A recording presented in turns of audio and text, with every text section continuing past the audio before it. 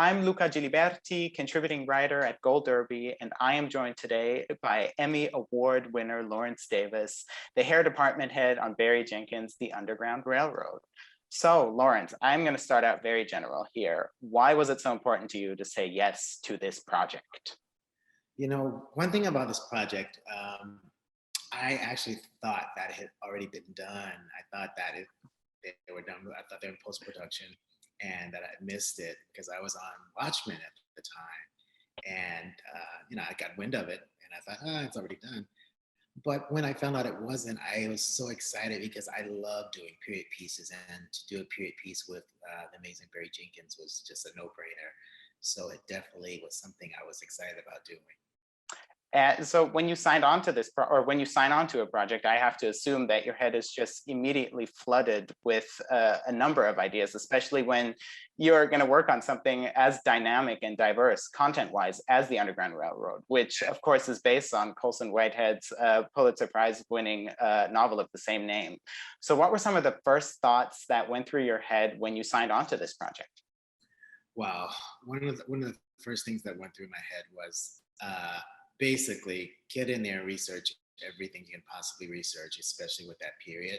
I know that I won't say we jump through time, but we travel from state to state, and in the South and in that period of time, people actually look different in different states. So I knew that my research had to be on point, whether it was North Carolina, Georgia, South Carolina, Indiana, whichever it was. I knew that following the right look of that particular time and era, and those particular states in that particular episode or in that particular storyline was very important. Right, and I'll ask you about your research process a bit later, and you already mentioned the different states and how that's such a special part of this show. So I asked Tusu Mbedu and Aaron Pierre this same question when I spoke to them last week, but and you already mentioned Barry earlier on, but what did it mean to you to be able to work with Barry Jenkins, who directed all 10 episodes, and how was it being on his set? Man, first of all, it was like one big family. The unity and the harmony that I felt when I first got there just made me know that I was in the right place at the right time with the right people. It was such a pleasant place to work. The energy was great all the time. And one thing about Barry's very sensitive to people and what's going on with them. So he's always checking on you, making sure you're okay. And another thing with Amazon, they were very sensitive to the subject matter. So they provided counselors for us, and they made sure everybody was, in a good place with working on that type of set and working with that type of content. So it just felt like a wonderful family. And the hardest part about working on that set was just that it was Savannah and it was hot as oh God. But otherwise it was a beautiful set to work on. And even with the heat, you just kind of got used to it. Wow. And I think it really translates in the work. So the story follows Cora, a slave in the southeastern United States who makes a bid for freedom from slaveholding Georgia in the 19th century. And first and foremost, while this show is telling a fictional story, it's one that is unequivocally rooted in history and is therefore incredibly period specific. Could you talk me through your research process that you already touched on a tiny bit earlier, and which sources you drew upon when preparing for this show, perhaps specifically in regard to 1800s era Black hairstyles and beauty? One thing I have is a great collection of books that I've collected through the years. But another thing that I found it was good, but it was a little difficult, was Googling stuff to find images. A lot of the images from back then were in black and white. So there were little details that were not visible in the black and white photos. So a lot of the back and forth I had to do was go between the books that I had references and go between the photos and what I actually read online. But bringing this to light when it was combined with makeup and costume and with the sets itself, it just made everything more magical, more realistic, and more time and period appropriate. Just putting certain things in front of certain buildings that were there all along turned that building into what, quote unquote, a period appropriate building, but that building had been there before we were. So just turning things backward and putting stuff in front of that building that actually or that set that actually went with that particular time and period was just magical. It just all came to light. And my research was basically the books and the internet. Wow. Yeah. And what were some of the period specific hairstyle techniques that you ultimately employed after doing all the research? You know, one of the things that I found out was that a lot of the women basically kind of wore those same hairstyles. They kind of wore the same hairstyles, except a little, little tweaks here and there. Even in the African American women, especially in the the South Carolina episode when they were in the institution and they were forced to straighten their hair. I found that a lot of the silhouettes they had to create were basically worn by the same African American and non-African American women. I think that in real life back then, a lot of them wore their hair above the shoulder. So even if it was longer hair, it was definitely pinned up and manipulated into something that basically showed the neck, but not quite past the shoulders.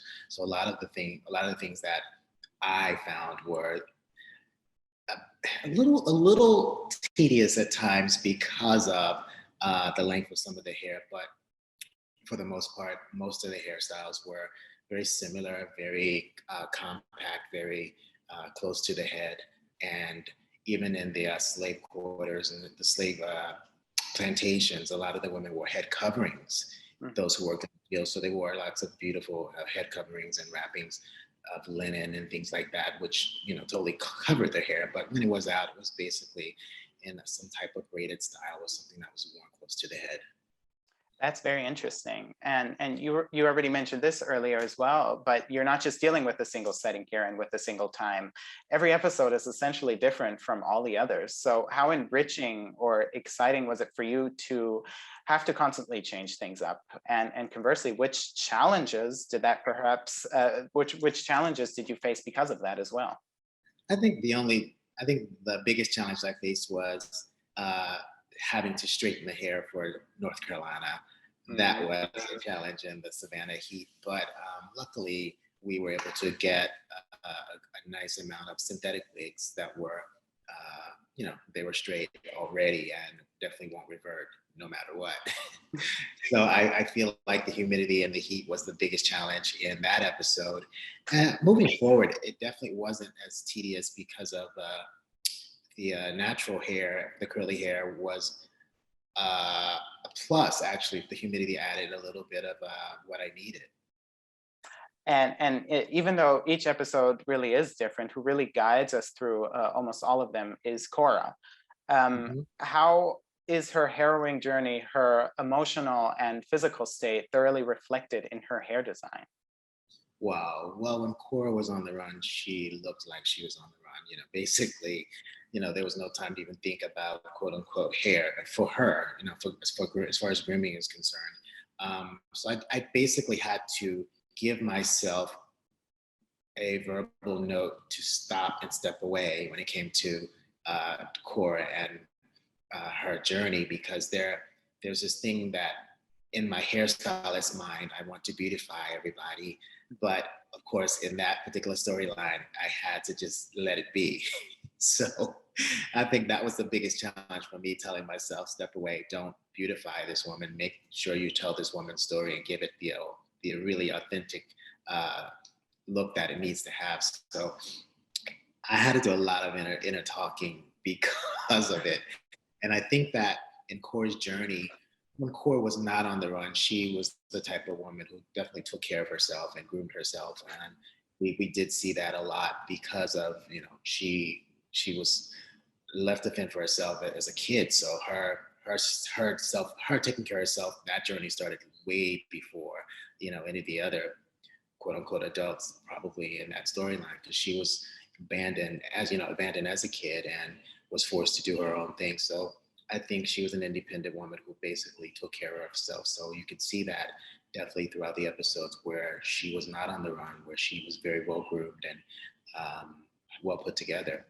But I will say that when I did have to mess her up, that was one of the biggest challenges for me, just trying to keep it messed up and not beautify core.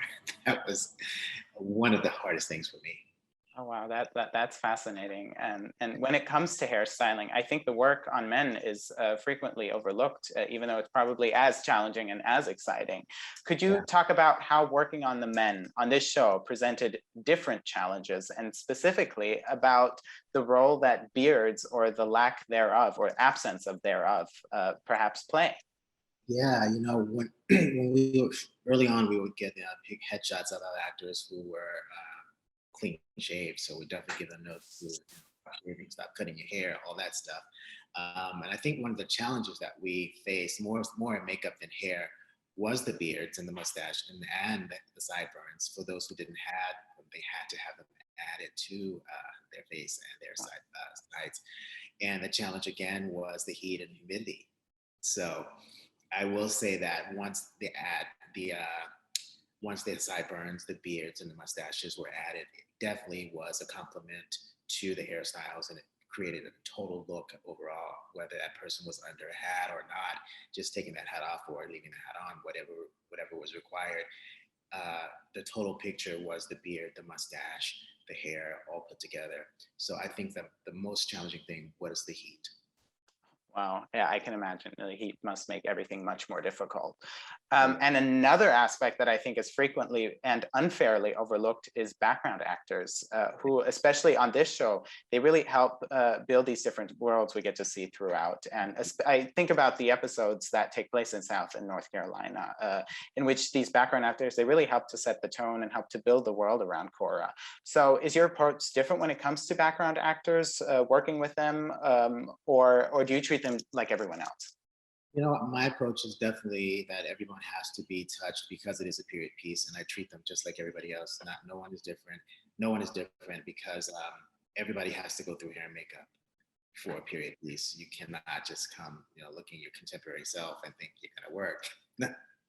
Everyone has to be touched, and I have a team that basically will do the research, of course, beforehand, and we have lookbooks and we have boards available for those who may get a little turned around. But I think that everybody who comes through there, I know that everybody who comes there has to be touched. So the details are very important because the background actually sets the atmosphere as well. Exactly. And I know this is a very tricky question sometimes, but it's because it's one process. But was there a favorite episode for you to work on, or was it really for you just one whole process? It was one whole process, but I will say North Carolina was my favorite episode because being able to show them in a different light, show them with different hairstyles, show them with straight hair. And I think it was a definite, should I say, it was a definite change for all of us just to be able to give a little bit more beauty to the women in that episode. Right, right. And you did so much great work this past season that I just briefly want to touch on some of the other projects you were involved in and worked on. You worked as a hairstylist on Lovecraft Country, which aired on HBO last summer. And while this was another period piece, it takes place in 1950s Jim Crow America and is a completely different genre. So what was your experience working on that show? Lovecraft was wonderful. There were a lot of things that, because of the visuals, there were a lot of things that we honestly did not know per se until we actually saw the visuals of the monsters or the special effects. So we basically had to kind of wing it when it came to certain things. But creating the looks were very, very, very, very fun because we had to, transform everybody, and people came in who were looking more contemporary, maybe pink hair, purple hair, whatever have you. But those things had to go away in order for them that particular period. But I will say Lovecraft was definitely a hard project to work on. It was another one that was done in the midsummer, the middle of summer in Georgia. But I think that overall we had fun doing the research and putting things, into perspective. And again, diametrically opposed to Lovecraft Country is another HBO show, Mare of Easttown, which, as of this recording, is still on the air, and on which you again served as the hair department head. How was it jumping into a contemporary setting, and how was it being asked to, as I've read, give everyone bed hair? You know what? That was a little difficult as well. It's one of those things, like I said, the challenge of being a hairstylist for me is making people look beautiful and, making sure every hair is in place. So giving bed hair to everyone, it created a challenge for me personally. It was that fine line when to just stop and step away. Like, you're done. You're good. You're what they want to see.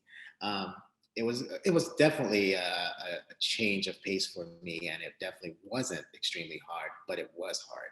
If you understand what I'm saying, just that whole Absolutely. stopping to step away and not second guess it, because it is what it is. It's a little hard, but I enjoyed working on that project as well. That was one of my first projects going back to work after COVID. Oh, Yeah, after the guidelines were in place, Marystown was one of the first projects that I started on, and I think the most difficult part of that was not the hair, but it was just working within the guidelines of the safety guidelines for COVID.